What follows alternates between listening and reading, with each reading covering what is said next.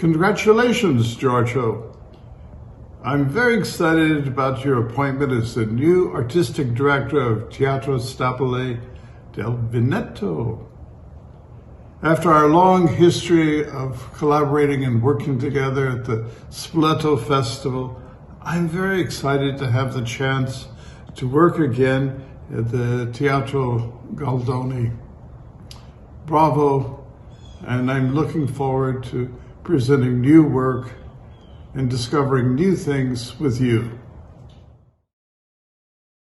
Grandi congratulazioni a Giorgio Ferrara per questa nuova nomina allo Stabile del Veneto, dove sono sicura farà delle grandissime cose importanti, straordinarie, come ha fatto in questi anni, e spero tanto che mi coinvolga nella sua progettualità, visto e considerato che io sono, come dire, un'artista che cresce, cresciuta anche grazie al suo grande sostegno.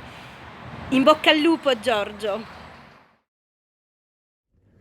Dear Giorgio, I just heard about your new position as artistic director at Teatro Stabile del Veneto.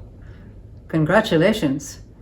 I'm sure that you will continue to inspire new artistic and challenging adventures in the beautiful theaters of Venice, Padua, and Treviso when the pandemic will be over. All best regards to you and to Adriana from Lucinda. Caro Giorgio, moltissimi auguri di cuore per questo nuovo incarico presso il Teatro Stabile del Veneto, un incarico prestigioso. Sono felice per te, per il teatro e per il pubblico che potrà godere ancora una volta della tua programmazione, ricca e con uno sguardo sempre rivolto al presente e al futuro.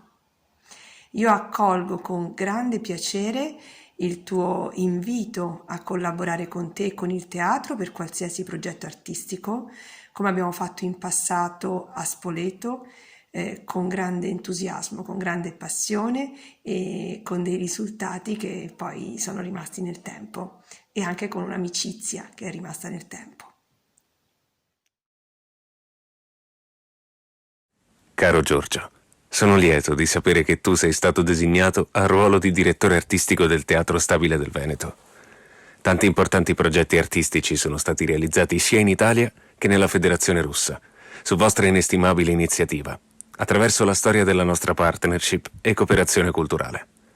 Penso con entusiasmo anche a numerose possibilità future di collaborazione a livello internazionale. Sia il Teatro Accademico Statale Vakhtangov di Mosca che il Teatro Piccolo di Vilnius prenderanno volentieri in considerazione nuove idee di progetti reciproci nei prossimi anni. Rimas Tuminas, direttore artistico del Teatro Accademico Statale Vakhtangov.